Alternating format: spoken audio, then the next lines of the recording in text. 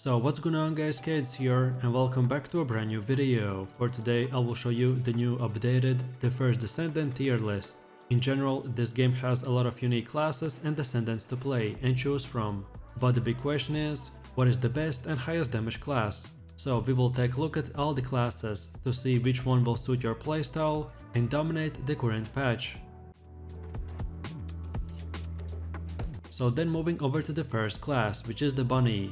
And we will place her right in the S tier. She is the strongest character in the game, because of her speed and killing potential.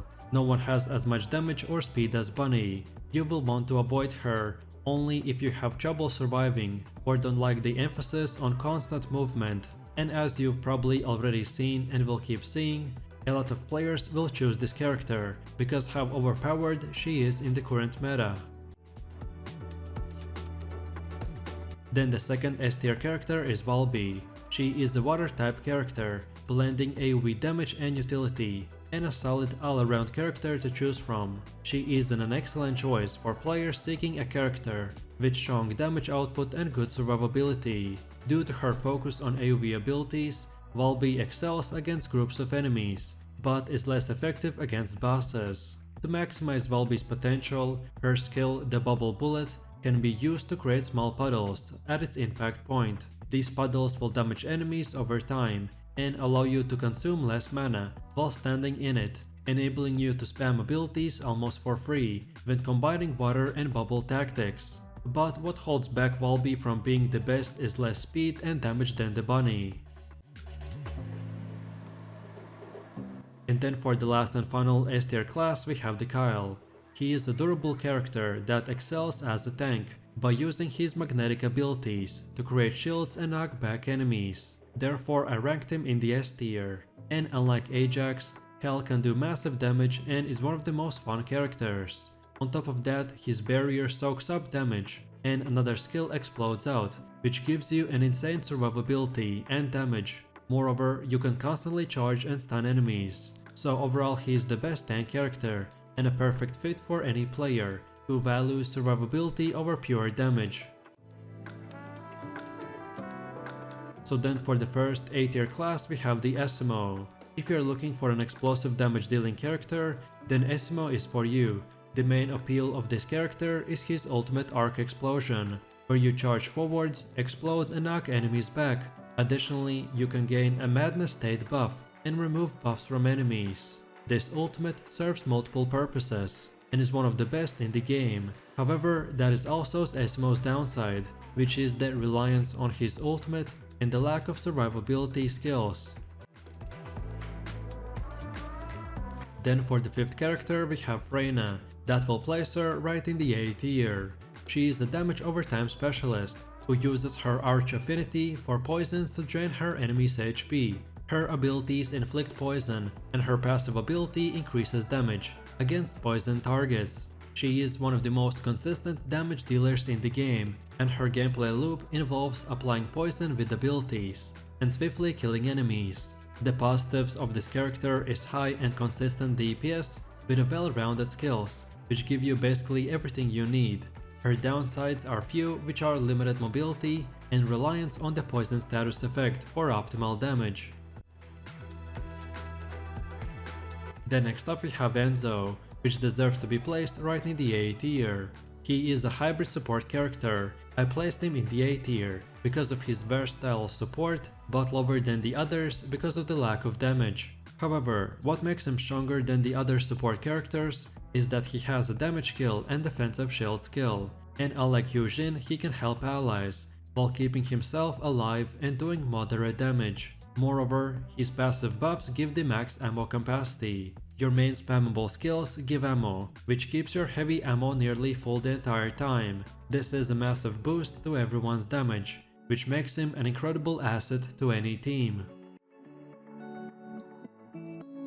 So then for one of the last A tier characters we have the Gley. She is the most unique character in the game, with just the one issue, which is that her cool complexity is holding her back from the S tier. She does not use shields but recovers HP through kills.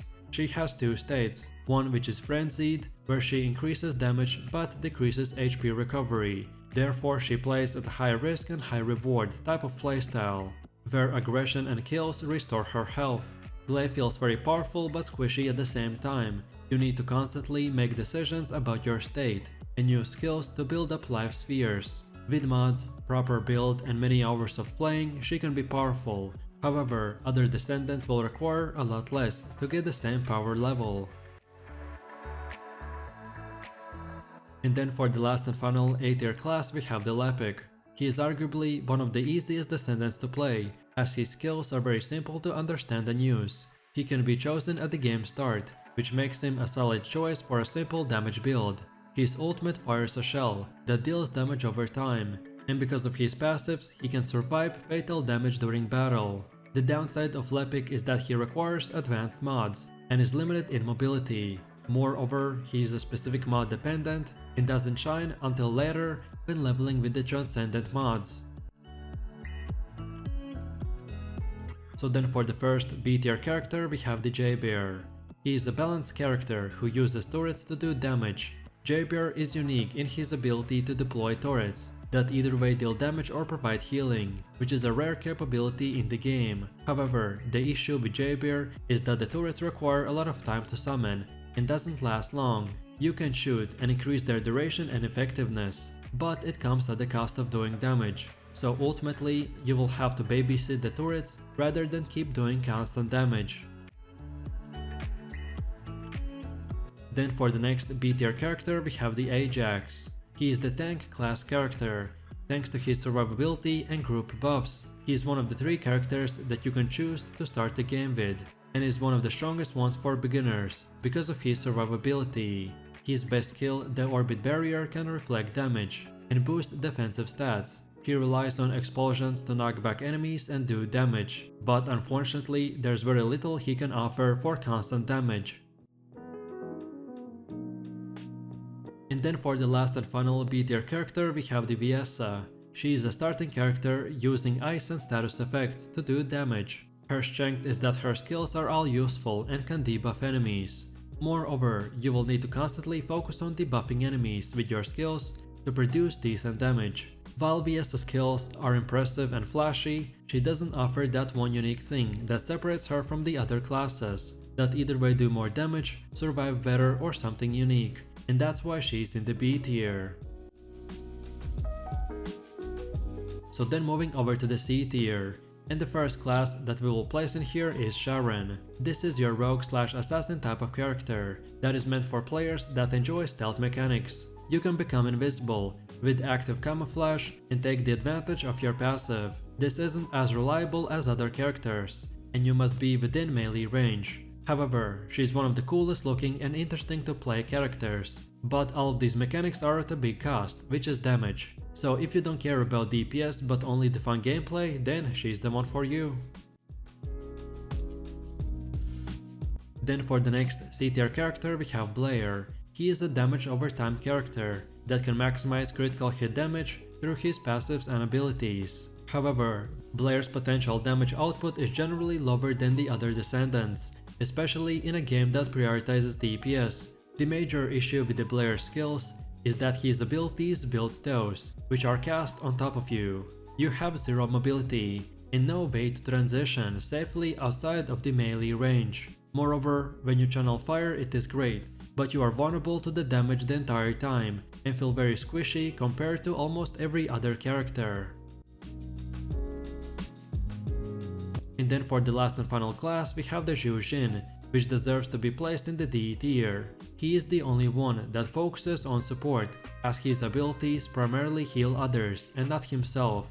Therefore he is in the lowest tier. Yujin's playstyle is only available to players that have friends to play with, because otherwise you're left with a pure support character that is impossible to play solo. However, your ultimate ability, the hyperactive healing ground, can be a game changer regarding survivability and co-op gameplay. But the character just has way too of a niche and is way too narrowly designed to have a widespread usefulness. And that's about it. So with that said, I really do appreciate everyone for watching guys, and I hope you enjoyed it. If you have any questions or suggestions, then feel free to leave your comments in the comment section down below. And while you're doing that, please click like, subscribe and enable that notification bell So this way you could support the channel and not miss any more amazing content. With that said, you have an amazing day and I will see you in the next one, so take it easy, peace.